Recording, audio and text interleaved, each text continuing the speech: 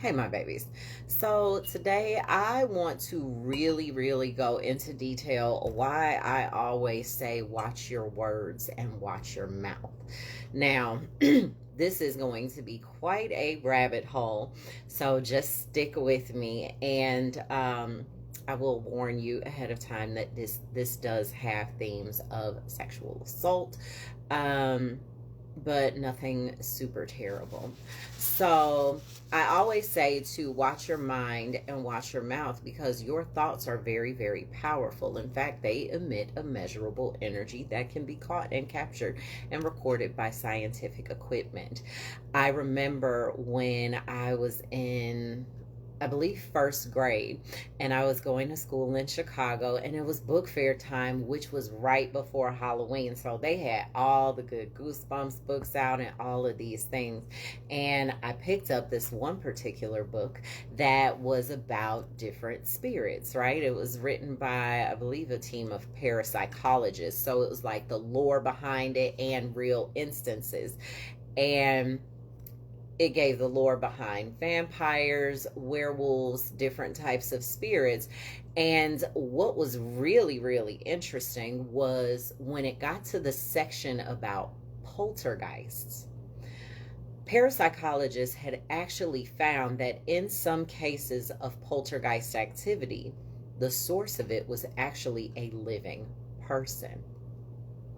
So, I've always been a nerd, and this is something that has stuck with me for 30 plus years. So, it goes to serve and show you to never underestimate the power of reading for your child. But I found this extremely interesting. Now, there are actually two movies that I want you to maybe check out if you can. Both of the movies do have instances of sexual assault, but not in the sense to where there is a full on SA scene, like a graphic SA scene. The two movies, the first one that I watched, and I thought this was really cool, and I thought about this way after.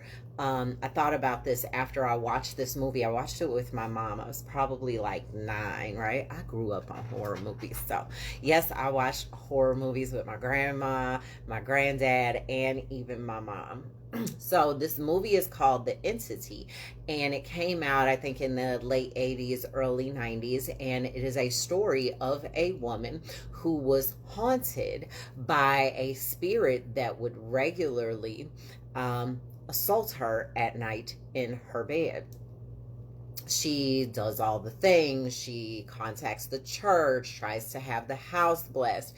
That doesn't work, and one thing leads to another, and she gets a hold of a team of parapsychologists. They record this instance in her home and things like that. And because of this, the woman never really traveled, right? You would think that she would want to, like, try to escape, but she actually would try to, like, go stay at a hotel or something like that, and nothing ever worked. So it wasn't her home that was being haunted, it was actually her. Yes, a person can be haunted, and a spirit can follow them wherever they go. So the parapsychologists record the event in her home, and they're like, well, so you said that this has happened when you've gone somewhere else. And she's like, yeah, but they were like, it'll start, but then it'll stop, right? So what they did is they had this facility, and they set this, like, stage. They recreated her bedroom and everything, and they had even more equipment because they came up with I believe it was an experiment that they were working on. You have to forgive me if some of the details are a little fuzzy because, like I said, I watched this movie nearly 30 years ago. And what happens is they were trying an experiment where they wanted to kind of trap it, not Ghostbuster style, but they wanted to kind of like trap it to see if they could freeze it or something, right? See if it had a mass. What they were looking for was maybe like the shape or a silhouette of a person that this ghost was. And so they have her come to the stage and sleep in her bedroom. And this event happens again, and they flip the switch, and all of this gas releases, and all of this stuff, kind of similar to like liquid nitrogen or something like a foam type thing. They trap this entity, and it is massive, massive. Like, it takes up the set, and it ends up breaking free. The movie is over shortly after that. And in the postscript, what was more interesting, because kicker, this movie was based on a true story, but in the postscript, like the end credits, it was saying how this was still happening to this woman, to that, till today, if she's still alive today. And there is also another movie called An American Haunting. This movie came out in the early 2000s. It is also based on a true story, but what makes it so important is that it is the first time in American recorded history that a supernatural event or entity was directly responsible for the death of a living person. Now, in the second movie, this one also has assault as well.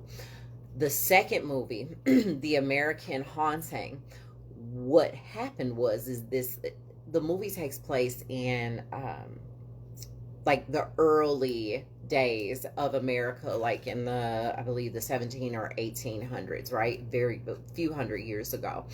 And what was happening was this home was being haunted. This young lady was being haunted, and the same instance would happen every night, right?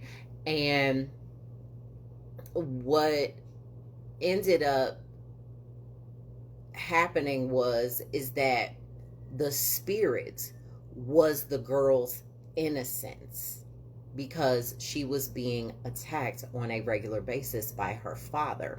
So this traumatic energy within her became its own separate living entity, and it began lashing out. And so the things started happening to her dad and her family and things like that. Her house was very, very haunted and very, very active with poltergeist activity, and it was her, because of this trauma that was happening to her regularly at the hands of her father. What is that? It is a thought form. Okay? This is why I say be careful and watch your mind and watch your mouth. Now, in the first movie, that is a poltergeist activity, possibly caused by a living person, because in the movie this woman was single. Maybe this entity was caused by a spurned lover, right? And his hate for her and his wanting to control her actually turned into a thought form that became a living thing. Thoughts become things. It is a form of high magic, creating a thought form. When you speak into something, when you think into something, you create this energy. Now, in these, well, I'm not going to go to the first movie on that one, but in American Haunting, this was a thought form, but it was fueled by this young girl's trauma, her sadness, and her anger towards what was happening to her, right? So this thought form started and became bigger and bigger and bigger, and so much of her energy was being put into it where it ended up becoming its own separate entity. Now, how can we use these powers for good? I will tell you. There is a practice in high magic, and when I say high magic, high magic is basically magic that does not require any tools. No candles, no incense, no crystals, nothing. Just the power of your mind. We can look at a simple prayer, blessing your food. That is a form of high magic. The law of attraction, manifestation, and things like that. That's high magic. And I always say, because people come to me a lot thinking that somebody did some hex work against them. And this is why I always say curses do not always require candles and pentagrams and things like that. Sometimes it is someone's negative energy towards you that is enough to jinx or hex you, right? And this is a thought form that they are putting out into the ether against you. It's the term for it is called a thought form. Okay, so what we can do is we can use these thought forms to send great things out into the ether to come back to us and, you know, go to other people. It's just like praying for someone, but in a good way, but also praying for yourself and doing this technique in a useful way, right?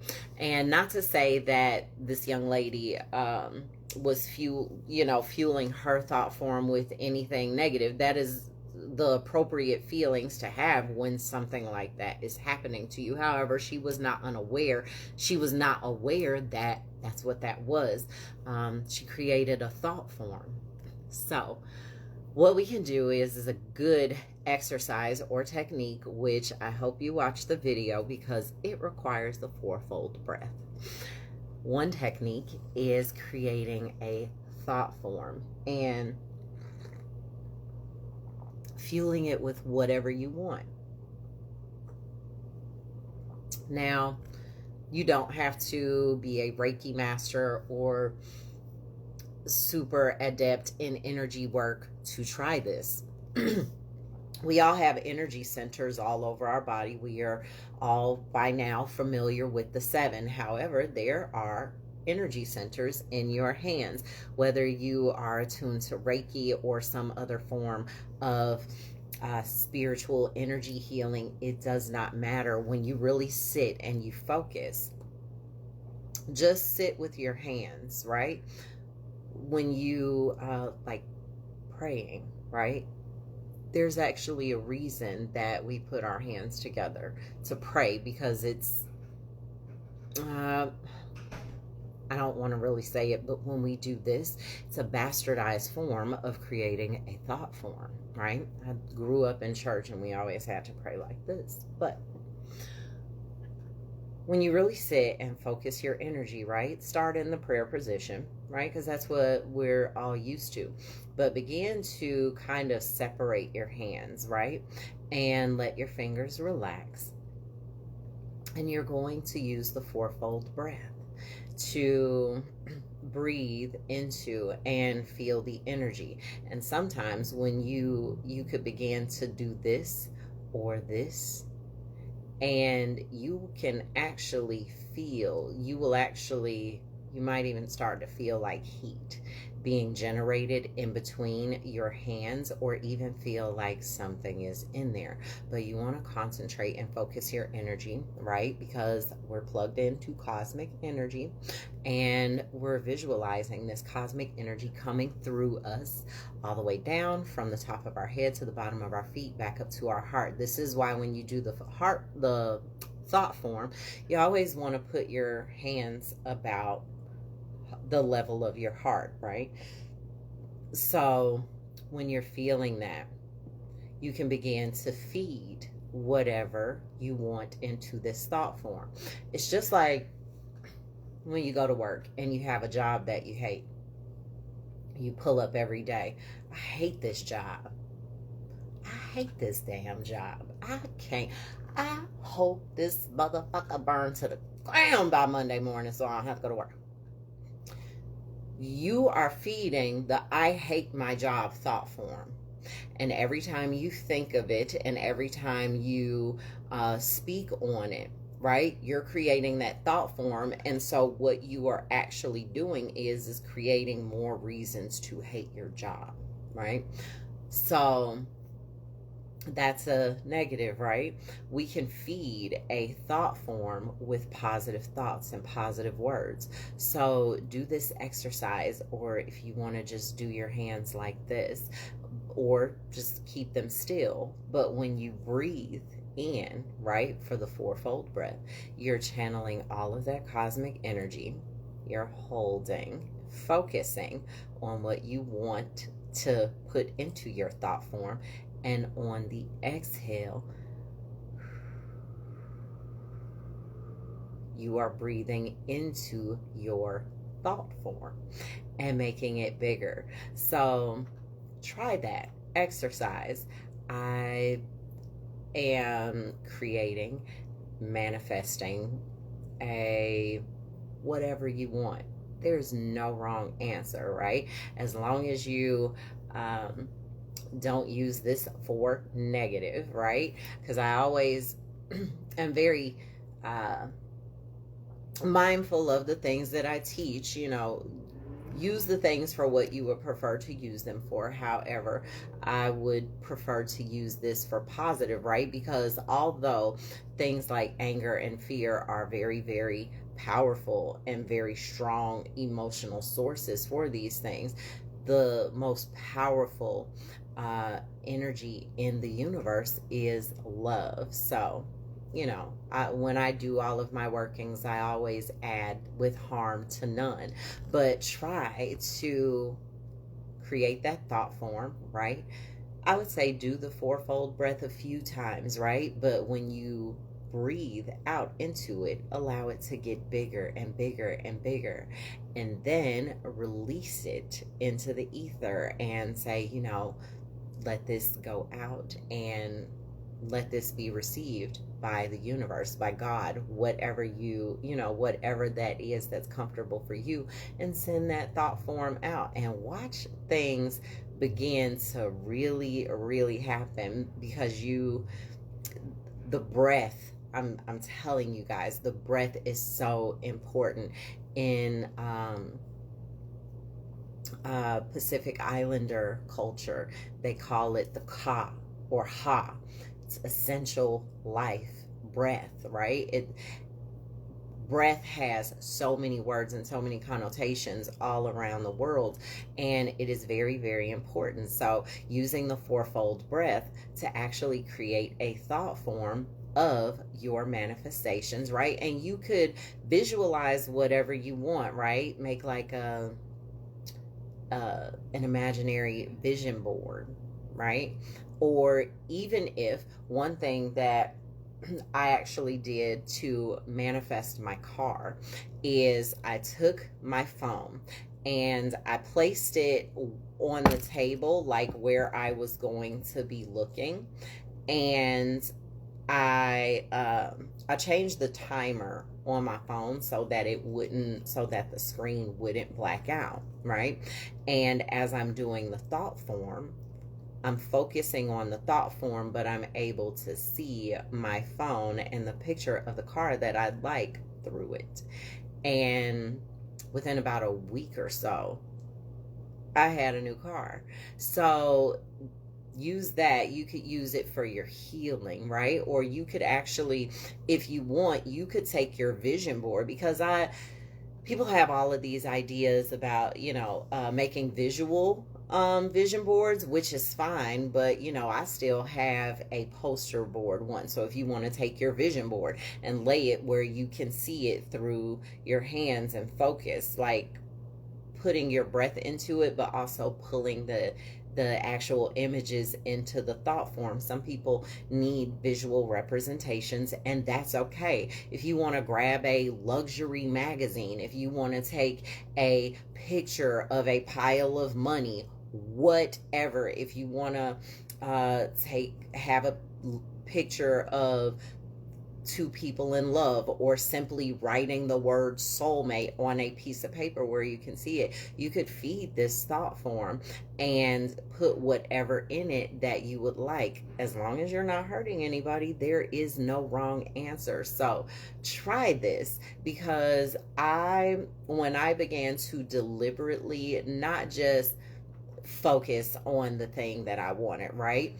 I always have been of the belief that the more energy you put into something, the more serious you are showing the great mother that you are about it, right? So yes, I could just think new car, new car, new car, new car, new car, new car. But if I actually sit down, take a moment to deliberately create the thought form and say, hey mama, I'm sending this to you, right? Like if you're a parent, if your child wants something and they're maybe in the next room, like my daughter is away for a couple of weeks visiting her dad, and she will send me a text message and say, hey ma, I want to get this thing for some game she plays. I think it's Roblox or something like that. And she's like, can I use your card to buy something out of the Google Play Store for whatever? Like, she sends me a text. You're sending God a text, deliberately sending God a text, because just focusing on car is just like being in the other room from your parent, and just saying out loud over and over and over. And or like, I'm not going to say passively aggressively saying it, but it's a less direct way, in some instances. But I find that I've never really had a problem with manifesting things in my life. When I actually reflected on it, I have never focused on anything that I did not receive, good and bad, because you can manifest some bullshit too. I've never not gotten what I focused on, but I did notice that when I started deliberately creating thought forms, my manifestations began to happen quicker. And also with your if you do a spiritual working, right, at some point in your ritual, this is something that you can very easily, seamlessly fit into your ritual. When I'm about to do a working, like I explained in the other video, I do the 4 folds breath to ground myself into my sacred space so that I am clear for my working, right? And then I will start my ritual or whatever, and as I'm done, before I close, like, that is my way. That thought form is actually my way of closing out my ritual, right? I have watched my candle burn, or when my candle is like almost at the end, if I'm burning a candle or what have you, when my ritual is heading towards completion, I will actually create a thought form and see the end result of my ritual coming to pass.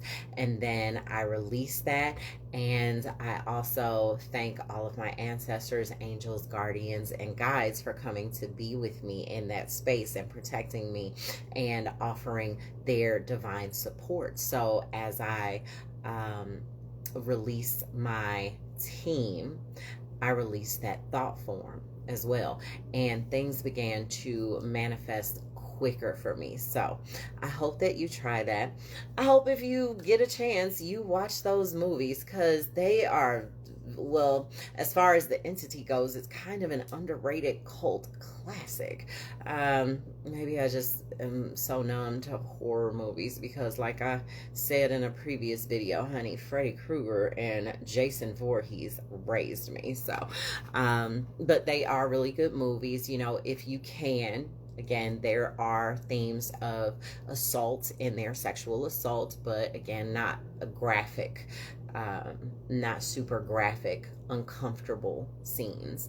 But if you would like to, check them out. But definitely play around with your thought forms and let me know what happens. I am always excited to see what feedback you guys have and what your experiences are with these exercises, because my goal here is to help you embrace your power. And also another thing that is very, very important on this journey is if you cannot control your thoughts, you cannot control your path. So when you are on the spiritual journey, one of the most important things, and this is why I want to kind of speak about this as soon as possible, sooner rather than later, is because I want you to start out being mindful of the things that you think. Because how many people have we cursed, right, with our negative thoughts? And how many of our own blessings have we blocked by focusing on the wrong thing, on the thing that we don't want, instead of focusing on the thing that we do want? So I hope that this helps. And I hope that you have fun with creating your thought forms. So let me know what happens. Love you.